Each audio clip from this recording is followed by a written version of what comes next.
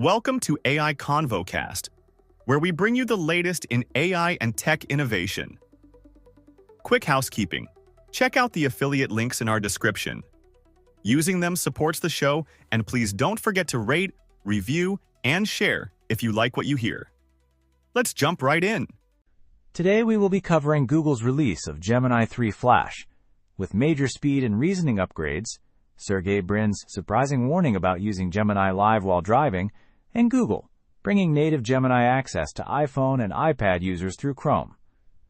Google made a significant move this morning by officially launching Gemini 3 Flash, the latest iteration of their flagship AI model. This release represents a substantial upgrade over the previous Gemini 2.5 Flash, bringing improvements across the board in reasoning capabilities, multimodal processing, and response latency.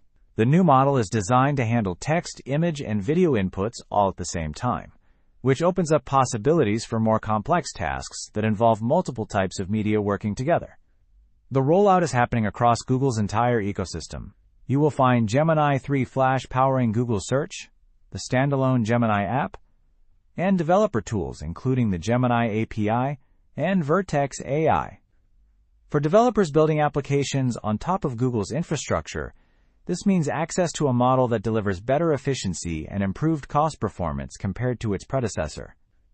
Tulsi Doshi from Google DeepMind commented on the release this morning, saying, quote, "Expect faster responses and more nuanced answers," end quote. The emphasis here is on practical improvements that users will actually notice. Whether you are asking the model to help plan a complex project that involves analyzing images and video, or just need quick answers to text-based questions, the response time should be noticeably snappier. The model also promises richer output detail, meaning answers should be more thorough and better suited for tasks that require deeper reasoning. In an interesting twist that came out just before the Gemini 3 Flash announcement, Google co-founder Sergey Brin issued a direct warning to users about the current capabilities of Gemini Live. Speaking at a Stanford panel this morning, Brin told attendees that they should not rely on Gemini Live while driving. His exact words were, quote, "Don't use Gemini Live while driving," end quote. What makes this candid moment notable is the context Brin provided. He described the current public version of the model as, quote, "ancient," end quote, compared to what Google is testing internally. Brin revealed that he personally uses advanced unreleased versions of Gemini during his own commutes, essentially dog-fooding the next generation of the technology before it reaches consumers. This admission serves a dual purpose. It acknowledges real limitations in what is currently available to the public, while also hinting that significantly improved versions are on the horizon. The safety angle here is important. Brin is essentially cautioning users that the existing model is not reliable enough for situations that require split-second accuracy and consistent performance, like navigating traffic or making quick decisions behind the wheel. It is a refreshingly honest take from someone at the very top of one of the largest AI companies in the world, and it sets reasonable expectations while building anticipation for what comes next. Meanwhile, Google has been steadily expanding access to Gemini on platforms beyond Android.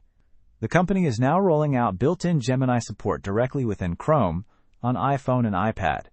This is a meaningful change for iOS users who previously had to navigate to the Google app or visit a website to access Gemini features.